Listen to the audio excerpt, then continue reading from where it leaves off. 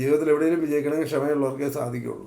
ക്ഷമ വേണം, കൺസിസ്റ്റൻ്റ് ആയിരിക്കണം, പെർസിസ്റ്റൻ്റ് ആയിരിക്കണം. ഓൺ ഓഫ് ആയിട്ടുള്ള ഒത്തിരി ആൾക്കാരെ എനിക്കറിയാം.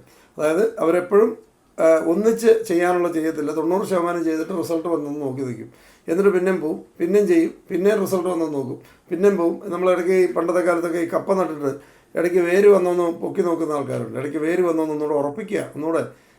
അപ്പോൾ ഇത് പൊക്കി നോക്കിക്കൊണ്ടിരിക്കും, പിന്നെയും കുഴിച്ച് വെക്കും എന്ന് പറഞ്ഞ പോലെയുള്ള ആൾക്കാരുണ്ട്. അപ്പോൾ നമ്മൾ സക്സസ് എന്ന് പറഞ്ഞാൽ കൺസിസ്റ്റൻ്റ് എഫേർട്ട് എടുക്കുന്നവർക്കുള്ളതാണ്. കൺസിസ്റ്റൻസി ഏറ്റവും പ്രധാനപ്പെട്ട ഒരു കാര്യമാണ്. Discipline and consistency.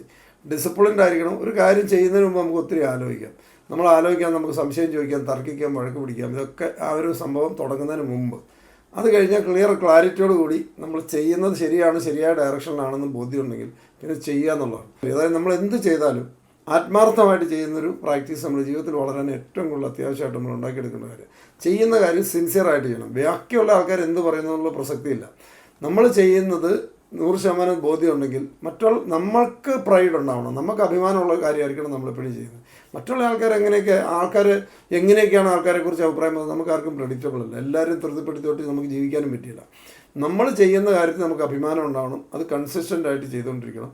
അതിനകത്ത് നമുക്ക് പ്രൈഡ് എന്ന് പറയുന്നത്, നമുക്ക് പ്രൈഡ് ഫീൽ നമുക്കുണ്ടാവണം നമ്മൾ ചെയ്യുന്ന കാര്യത്തിനെക്കുറിച്ച്. പ്രത്യേകിച്ച് രാവിലെ സമയം വളരെ ഇമ്പോർട്ടൻ്റ് ആണ്. നമ്മൾ എന്താണ് നമ്മൾ കേൾക്കുന്നത്, കാണുന്നത്, അകത്തേക്ക് കൊടുക്കുന്നത്. കാരണം നമ്മൾ വർഷങ്ങളായിട്ട് ഈ സൊസൈറ്റി ജീവിച്ച് വന്ന ആൾക്കാരാണ്.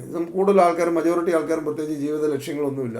ഞാൻ എപ്പോഴും പറയാറുണ്ട്, ഈറ്റിങ്, പ്രത്യുൽപാദനം, സ്ലീപ്പിങ്, ഇത് 3 എല്ലാ മൃഗങ്ങളും ചെയ്യുന്നതാണ്. ഇത് മാത്രമേ കൂടുതൽ മനുഷ്യരും ചെയ്യാറുള്ളൂ. അതിലപ്പുറം ഡ്രീം ചെയ്യാറേ ഇല്ല. ഡ്രീം ചെയ്യാനുള്ള അതൊന്നും ഉപയോഗിക്കുന്നേ. നമ്മൾ ഈ 3 കാര്യങ്ങളെ എല്ലാ മൃഗങ്ങളും പക്ഷിമൃഗാദികളും എല്ലാം ചെയ്യുന്നതാണ്. ഈ 3 കാര്യങ്ങൾ, അതായത് കഴിക്കുക, പ്രത്യുൽപാദനം ആൻഡ് സ്ലീപ്പ്. ഇത് 3 കാര്യങ്ങൾ നോർമൽ മറ്റു മൃഗങ്ങളും ചെയ്യുന്നതാണ്, നമ്മളും ചെയ്യുന്നതാണ്. അതിന് അഡീഷണൽ ഉള്ള കാര്യം നമ്മൾ സ്വപ്നം കണ്ട് വലുതാക്കി നമ്മൾ ഡെവലപ്പ് ചെയ്തെടുക്കണം. നമ്മുടെ കഴിവുകൾ ഡെവലപ്പ് ചെയ്തെടുക്കണം. അതൊക്കെ നമ്മൾ തന്നെ ചെയ്യേണ്ടതാണ്. അപ്പോൾ നമ്മൾ എപ്പോഴും പറയും നമ്മൾ ഹാപ്പി ആയിട്ടിരിക്കുക എന്നുള്ളത്. Be happy for no reasons എന്ന് പറയും. അതായത് ഒരു കാര്യമില്ലെങ്കിലും ഹാപ്പി ആയിട്ടിരിക്കുക. ഹാപ്പി ആയിട്ടിരിക്കുന്ന ആൾക്കാർക്ക് ഹാപ്പി ആയിട്ടുള്ള കാര്യങ്ങൾ സംഭവിക്കുകയുള്ളൂ. നമ്മൾ എത്രയോ ആൾക്കാർ, എനിക്കറിയാവുന്ന ധാരാളം ആൾക്കാർ, അതായത് എന്തുമാത്രം അവസരങ്ങൾ പോസിറ്റീവായിട്ടുണ്ടെങ്കിലും അവർ അവസരങ്ങൾക്കകത്ത് പ്രോബ്ലം കണ്ടെത്തും. നമ്മൾ എന്താണോ ഫോക്കസ് ചെയ്യുന്നത് നമ്മൾ കാണാൻ പറ്റുള്ളൂ. നമ്മൾ എവിടെയാണോ ഫോക്കസ് ചെയ്യുന്നത് അത് മാത്രമേ അത് നമ്മുടെ കയ്യിൽ വരുള്ളൂ. അപ്പോൾ പ്രോബ്ലമാണ് നമ്മൾ തേടുന്നതെങ്കിൽ ഉറപ്പായിട്ടും പ്രോബ്ലം നമ്മുടെ മുമ്പിൽ റെഡിയാണ്, വന്ന് നിൽക്കും. എന്തുമാത്രം കോംപ്ലിക്കേഷൻ, ജീവിതത്തിൽ എന്തെല്ലാം പ്രശ്നങ്ങളുള്ള ആൾക്കാരുണ്ട്. അതിനിടയിൽ നിന്ന് അവർ ഓപ്പർച്യൂണിറ്റി, അതിനിടയിൽ അവർ ഹാപ്പി ആവാനുള്ള സിറ്റുവേഷൻ അവർ കണ്ടെത്തും.